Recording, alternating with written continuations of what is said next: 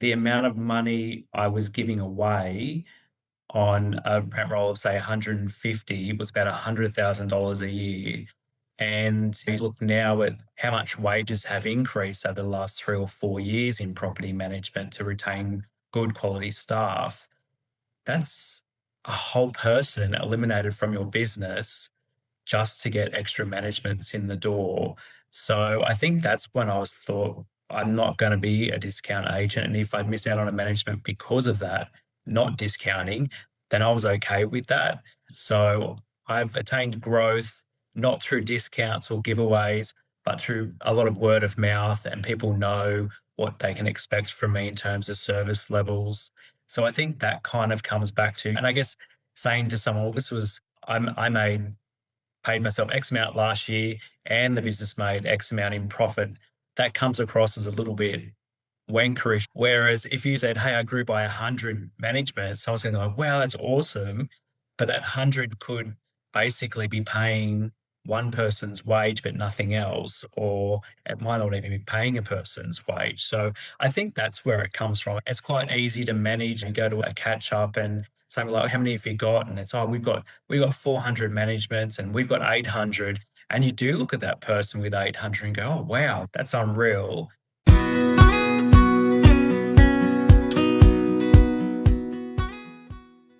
Hey guys, welcome back to the Property Management Podcast. Thank you so much for being here. And today's episode is such an important conversation, especially if you've ever found yourself chasing growth, more doors, bigger teams, more revenue, only to realize somewhere along the way that it's not actually giving you the life you thought it would. Because let's be real, this industry can really glorify more. More properties, more staff, more pressure, and somehow we convince ourselves that that equals success. But what if it doesn't? What if the version of success you've been working towards isn't actually the one that you want? That's exactly what we're diving into today with the incredible Pat Mears. Now, Pat's story in real estate started young, like really young. He was already working towards his certificate in registration while still in high school, which honestly is impressive in itself, before stepping into a traineeship in East Maitland. Fast forward to 2010, and Pat went on to build Rubik's Realty, driven by a passion for personalized service and doing things differently, especially when it comes to using technology to create a better experience for clients. With over 20 years in property management now, and as an investor himself, Pat brings this really unique perspective. He's not just running a business, he actually understands what it feels like to be on the other side too. And what I love about this conversation is that Pat hasn't just chased growth for the sake of it. He's really thought about what kind of business he wants, what kind of life he wants, and how the two actually need to support each other, especially now that he's got two young boys and he wants to be there and not miss a moment of their lives either. So today we're talking about that moment of realization when bigger isn't necessarily better, and what it actually looks like to pivot, realign, and build a business that works for you, not against you. So if you've been feeling stretched, overwhelmed, or questioning whether the path you're on is really the right one, this episode is going to hit home for you. So let's dive on in. Pat, thank you so much for joining me on the Property Management Podcast. Before we dive in, can you share with our audience a little bit about yourself and how you got started doing what you do now? So I've been in property management 23 years. I didn't want to be at school and I got offered a traineeship at a local real estate at the end of year 11. And I took that opportunity and started from like reception, admin, and then have worked my way up through the ranks, now a business owner. And on the 1st of July, it'll be 16 years since I opened Rubik's Realty in Maitland in the Hunter Valley of New South Wales. So let's paint the picture then. When you started that agency, which is 16 years ago, the world was a very different world in property management. Take us back to why you started your own agency and what that business looked like for you when you started out. So I wanted my own business from when I pretty much first started. So I did a traineeship, sorry, not a traineeship, school work placement in year 10, and it was at a local real estate. And it was a mother and son operation, and they'd started from zero and grew it. And I liked what they had going on. And then my boss, where I was doing my traineeship, I remember sitting in the lunchroom one day eating, and he said, "Do you reckon you'll have your own business one day?" And just automatically responded yes. And I guess that was, I put it out there and I went from there. I did have a partnership when I was about 22. It lasted about 18 months and then we went our separate ways. And then once my restriction of trade was finished, I started up again. And at that time, I was working for another real estate office that was out of the area. I was very fortunate that my boss, Peter, at the time allowed me to start Rubik's Realty while I was still working for him. And then at some point, you're being pulled towards Rubik's Realty. And that's when I had to make the decision to let go of a stable income and rely wholly and solely on my own business. And it wasn't until that point and people said to me, "What if it doesn't work?" And it wasn't even a thought that I'd had when I started it that this might not work. It was always in my head that this is what I'm meant to be doing and this is what I want to do. So it was actually other people who put a doubt in my mind, but I just squashed it. Well, it has to. There's no other choice. So here we are 16 years later. And when you had that vision to start, and I can imagine, and I can relate to the fear of, so I was working in the media when I left and when we started our agency, and I hadn't had no property management experience when we started. And I was terrified of that income, that scarcity mindset that we all get in when fear takes over. So yeah, totally can relate to that. And good on you for pushing past that.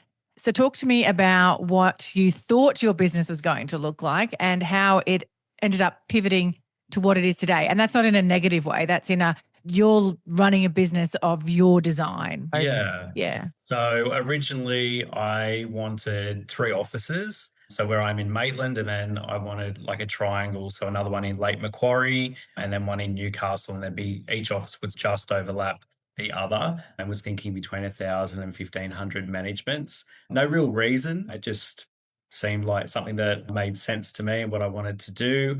And so I originally started on my own and I got to around 100 managements and I put a full-time staff member on and we ran together for probably 12 months. And then I put a third person on who was for new business. The original staff member, she left and went into insurance industry. And I had touch base with her over the years and she's not interested in coming back.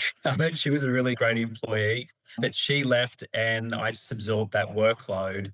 And then the other lady, she wasn't really hitting her targets. And then she left as well. So I absorbed the entire rent roll and was managing quite okay. There were some days where you were running, but generally it was pretty calm. And I think that came about because I had signed every single client up from the beginning. So I can say, I've got to ring Kylie. She'll be a quick chat. She'll say, "What's the problem? What are you going to do? Thanks for letting me know." You might have someone else who they want to have a chit chat, which is fine, but you go into that conversation knowing what the expectation is going to be for the person on the other end.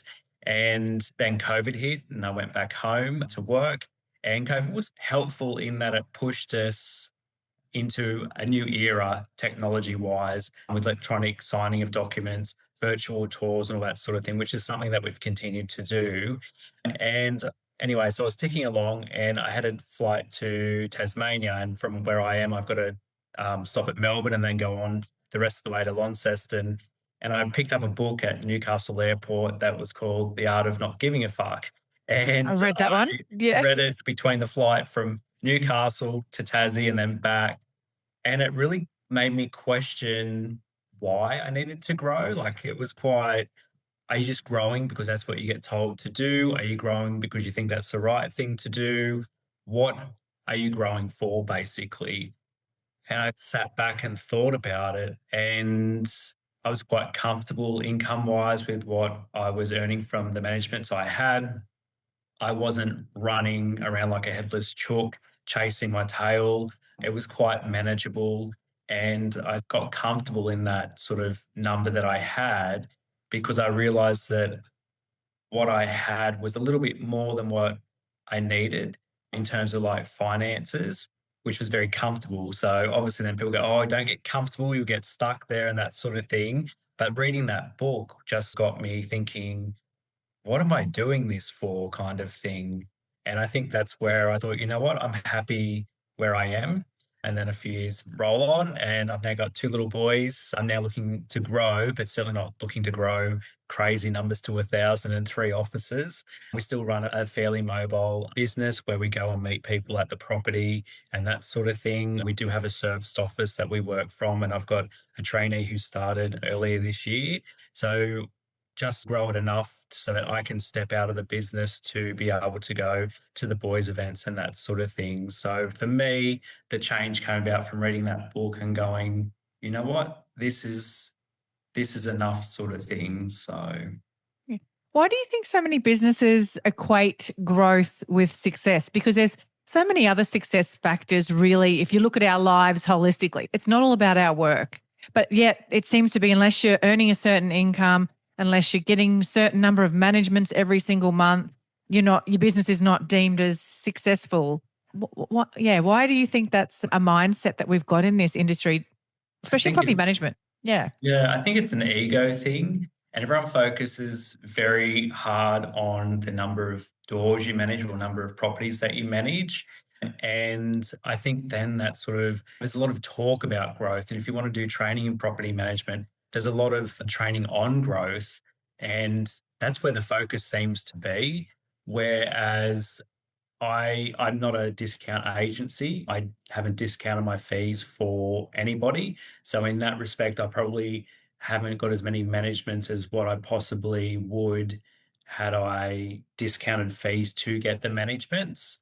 And I think I came to the realization about it's about the dollar figure that you're bringing in, the profit margin, because and this could be 7 or 8 years ago, I went to a Woolies or a Coles when they had the shopper dockets, and on the back was a local property management business who also had a sales arm attached, and it was advertising 5% all-inclusive management fee. And I took it home and I pumped into my Excel spreadsheet if I dropped all my fees to 5%, and the amount of money I was giving away on a rent roll of, say, 150 was about $100,000 a year. And you look now at how much wages have increased over the last 3 or 4 years in property management to retain good quality staff. That's a whole person eliminated from your business just to get extra managements in the door.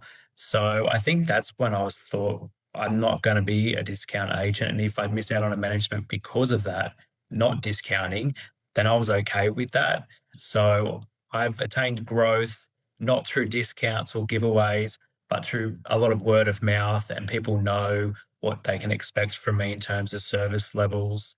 So I think that kind of comes back to, and I guess saying to someone, well, I made paid myself X amount last year and the business made X amount in profit, that comes across as a little bit wankerish. Whereas if you said, hey, I grew by 100 management, someone's going to go, wow, that's awesome. But that 100 could basically be paying one person's wage, but nothing else, or it might not even be paying a person's wage. So I think that's where it comes from. It's quite easy to manage and go to a catch up and say, like, how many have you got? And it's, oh, we've got 400 managements and we've got 800. And you do look at that person with 800 and go, oh, wow, that's unreal. But the person at 400 could have a much better business than the person at 800. And I've got quite a few small property management business owner friends, and that's where our focus is on, not on this is we'll have a chance. Oh, I signed up 5 last month or something like that. But it's not signing up quality properties at quality fees as opposed to someone who's just signing up because they're a discount agent. So we focus more on, I guess, how we're doing mentally and then financially, as opposed to focusing on how many numbers you've signed up. And I think looking at this fuel issue in the area at the moment, everyone's chit chat on the property management pages about stopping routines or charging for routines or charging extra for routine inspections. I think this is where these discount agents are really going to hurt, because I haven't even thought about stopping inspections. I haven't even thought about adding a fee onto the inspection fee to cover my fuel costs. Fuel is a part of real estate. You've got to have a car, you've got to drive It's a it, you've got tax to fuel deduction. it. Yeah, exactly. And I go, I can absorb that extra expense, but had I been a discount agent, would I have been in the same position where it's not a huge issue for me? I know it's the bill's going up, but it's not something where I'm starting to panic and wonder what I can do to reduce that bill. Apart from, like, this morning, we've got routine inspections and they're all within 5 kilometers of each other. We do it by suburbs, so we're not going from one side of town to the other and all that. And we only manage properties within 30 minutes of our office. So we're not having to drive an hour for an open home for no one to turn up. We're just making better use of our travel at the moment. This episode is proudly supported by ALO. And if you've been listening to the show for a while, you've probably noticed what I've noticed. The property managers doing the most interesting work right now keep mentioning the same platform. And I saw it close up at the Harcourt Solutions study tour in Brisbane. The way teams talk about their day has changed. And if you want to hear it for yourself, ALO hosts after-hours intimate events at Mecca stores across Australia, where you can listen to property managers share their own story. So book a demo at alo.io, that's AILO.io, and ALO will send you a Mecca gift card to say thanks. That's a really smart way to do it, and you're absolutely right. And I love how strategic you've been with everything, it seems like, Yeah. with your business. Whereas for myself, everything was by default. I didn't have a plan. I didn't have a clue what I was doing. I managed the worst of the worst properties. I had the worst of the worst landlords. I had periods where growth was stagnant and we did not a lot, maybe by 0.5% We had and ran some offers where we would have a discounted fee. And those landlords that we attracted with those were either jumping around other agencies. So they'd stay with us for a couple of months and then move to the next cheapest, or they were just absolute nightmares or had nightmare tenants. If I started again, I have so many lessons that I would not do it again. And just to touch on the point you also said about the growth being the vanity number, I grew 100 managements one year and lost 97 at the other end. It is definitely not the metric to be tracking. And I really wish somebody had shared this type of conversation with me in the early days of starting out my business. And because success can look differently. And I think the way that I look at my business now is how much money do I need to make to have the things that I want to have in my life. So it's a lifestyle decision, not a number of clients, not a number of properties that I need to have. And when you've got kids, it changes that dynamic as well, doesn't it? Yeah. Maybe share what sort of your success, like what defines success for you now that you're a dad and Yeah. So it's the flexibility to be able to go to something with the boys as opposed to saying, look, I'm working 9 to 5. And then you can get a lot of stuff done in that 9 to 5 as well. So I've picking the boys up from daycare this afternoon and they've got haircuts at 3:30. Now, if I was working for someone else, how much notice do I have to give? And can that leave be taken away at short notice because something more important's come up?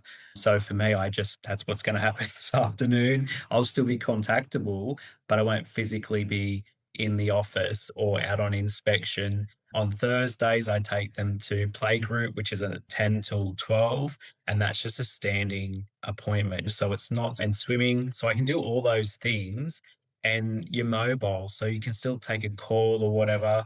And I think I just push past the mindset of what if someone needs me in that hour or two that I've got that play group or that swimming lesson.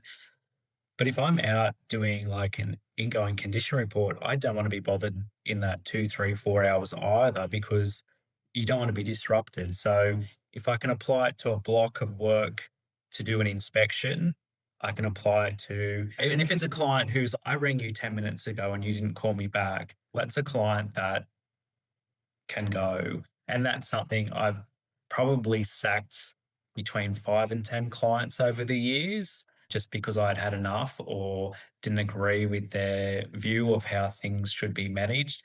And I think that's a real point of success in that you're not happy to terminate, but you're in a position where you can go, you know what? You're just not who I want to look after. Off you go. So I think too, that's something that, and I encourage other property managers, if someone's just taking up all your time, and if you see their number come up on your phone and you're like, oh, shit, what do they want now? Or you know what it is, and it's, I haven't even moved on to another task. I'm still stuck here. Let them go. And I think that is, and that's powerful and like for yourself and to that client. And I recently had a friend who did it with a client, and this client emailed her back and said, I don't give you permission to terminate me. And I actually had a client who went to their solicitor to review the agency agreement to see, like, she said, I can terminate you, you can't terminate me. And I said, no, it works both ways, C clause, whatever it was. And she said, you were not to do anything until I've spoken to a solicitor. So gone and spent probably $300 to be told, yeah, he can terminate you. And that same client was someone who didn't like to spend money on repairs, but was happy to go, you know, Spend why it on would a you want to solicitor. stay somewhere where you're not wanted, sort of thing? And that's where the frustration around termination days, if a client wants to terminate, they're stuck for 90 days in some instances. And I've actually reduced mine to 7 days, and I will have it ready within 24 to 48 hours if I really want that client to go. Because if they don't want to be here, then don't, why lock them in, sort of things. Yeah. Being in a position to not need every single management that you go out and appraise, being in a position to offload managements that you no longer want, I think that's a sign of success, that you're comfortable. Like you say, I've created a business where it provides for what I need, plus a little bit more to fall back on if something was to happen. And if I was growing really big numbers, then that would pull me back into the business, possibly for a shorter period, and then I could then move back out. But for me, I'm quite comfortable with where I'm at. And I think that comes from, I've got everything that I need in terms of from the business. What are the things that you have done to create the business that you really want to have? How have you set this up? And I know you've had, like all of us, we've had the roller coasters of staffing issues, client issues. But yeah, what have you done to be able to build a business that gives you the life that you really want? I think COVID and not being able to have people come to the office. So I had a big office premises and I was able to hand that back during COVID, and working from home. That sort of showed me that I didn't need that office presence to grow a business and maintain a business. So that's why we don't advertise our office space. So that gives me flexibility. I'm never walking out the door to go somewhere as someone's coming in to say, hey, I want to have a quick chat to you. So that gives me that flexibility that I'm not tied to an office. I can work from home. I can go away on holidays and work from there. And I wouldn't call it an ideal week, but I do particular activities on the same days each week. Routine inspections are Tuesday or Wednesday mornings, and then you might have one or two people who will say, I can't do that day, and we'll shift them to another week, or I'll do it on a Friday. That's pretty rigid. I have those Yeah. days. And the reason to do it early to midweek is people have got the weekend to mow the lawns and tidy and all that sort of thing, as opposed to getting to Friday and they're like, oh, I'll do it on this weekend. And then you're chasing photos to come back. So that's why I do it at the beginning of the week. And then when we do open homes, we'll start doing it like a 30-minute open home, and we start either updating or creating the ingoing report, so that then when we've got someone ready to move in, it's either completed depending on the size of the property, or we're halfway through. So we're not making better use of our time. So rather than hanging around for 30 minutes and you get three people who show up right on time and then no one for the next 25 minutes, you can do your ingoing report. So that's where Property Me allows us to be out and about doing that sort of thing. That's a great idea. Love that. I've never thought of doing that. There Yeah, you well, go. we had 3 places up for rent in March, and by the time 2 were updates and 1 was a brand new home, and by the time we had someone ready to move in, it was basically we just went and updated any photos and like the 360 tour. So when someone moves out, we'll do a new 360, which is obviously Yep. for marketing. And we also use it for the ingoing condition reports. We're doing one activity for 2 different items. So Yep. just, yeah, making better use of that time. Our inspections are between 9 and 12. as in routine inspections. Where I'm renting at the moment, I think it's like they tell me 9:30 till 4:30, which then I would think that someone would say, "Hey, I want to be home. Can you do 4 o'clock?" And then, but you might have five in the one area and you want to do them first. And then suddenly that's when you're stretched. And that's when if someone wants to be home, I'll say, look, I can do Friday morning or afternoon. So then we'll then try to do something around that appointment. But again, I don't take on managements out of the area. So that really keeps us focused on one area, but also like limits our time in the car, unless you get those few times a year when you've got something for rent 30 minutes that way and the other one 30 minutes that way. And then that's when you're noticing the travel. But if you're managing things up to an hour from the office, you could then be 2 hours between inspections. Just not time block. We don't have time blocks in the calendar, but it will be like mornings is when I like to get out and do out of the office. And then I can come back in from lunchtime onwards and tidy up anything or finish the reports and send them off. So just trying to block things out to be able to manage that time better. Yeah, perfect. And how did you grow initially? And what do you still do for growth? You said you mentioned a lot of word of mouth now by delivering that great service. Yeah, I've still got my same clients from when I first started, the very first ones, husband and wife. And so I've been managing their properties for nearly 16 years. And they found me from a previous place I'd worked at. And then I now manage their son's property, and the son's partner's property just came on earlier this year. They're quite good with word of mouth. And then it grew to maybe 20 or so. And I put out like a email and I just made a list of every solicitor, conveyancer, accountant, mortgage broker, all that sort of thing, like anywhere from Newcastle to Singleton. So probably within an hour radius, because you don't need to get your tax done in the same suburb as what your property is. And so I sent probably 300 emails out, and I had two people approach me from 300. I got two back, and one was a mortgage broker, and we've done quite a lot of business over that time. And the other was like a developer, and it was a really slow market. So she contacted me because they had clients, and that property manager wasn't able to lease them quick enough for the clients, but it was really a market issue. It wasn't a property manager issue. And she said, would you be interested in doing like a co-sign, and whoever finds the tenant is the one who manages it? I said yes. And I was able to show every single property every single day. So I was like making that contact with those clients. And so even if the other property manager was showing them, I was getting my foot in the door, and I probably signed about 30 from that. And there was one unit complex, and there was 7 out of the 16 that were rentals. And I managed to lease 6 of them, and the other property management company got the last one. And I went along to a strata meeting for that complex, and the one client I didn't sign sat next to me, and she asked me a couple of questions, and I was told this property was going to cost me $50 a week to hold. And I said, oh, okay. And she said, but it's costing me more than that. And then I explained to her that the $50 is probably after you get a tax refund. So maybe speak to your accountant about a tax variation. And she went home that night and did the sums, and she emailed me and she said, you're right. I've worked out what the $50 is. It's at the end of the tax year when I get a refund. Thank you for that. Can I change? So I end up with all 7. Just having that little bit of extra knowledge has helped me. And you can have like real conversations. And with maintenance, I don't just ring and say, hey, they've said that the power was tripping. By the time I make that call, I've got Eleco. I've already gone through a troubleshooting process. So you're on the front foot with your clients. So you're showing that you've done something before going to them with a problem. You've got a solution or what the solution will be.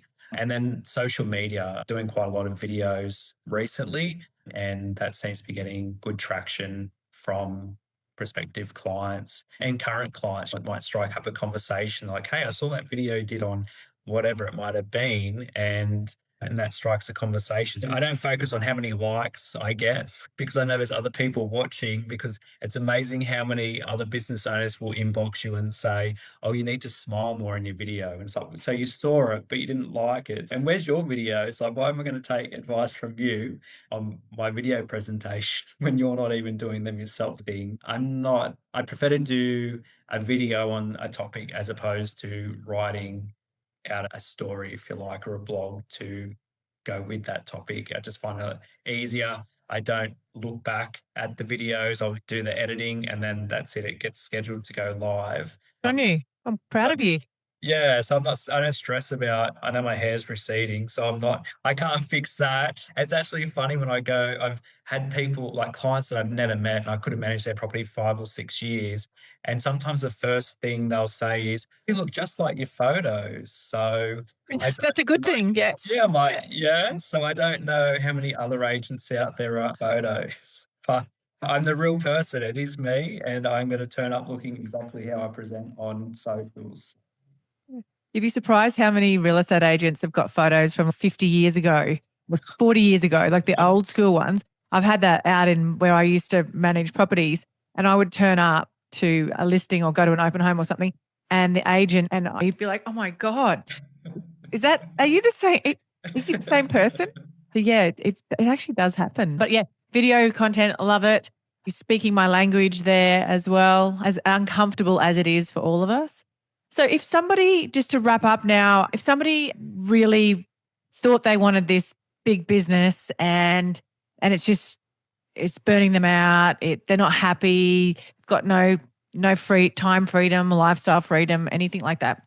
What would you say to them, or what advice would you give them about rethinking their business?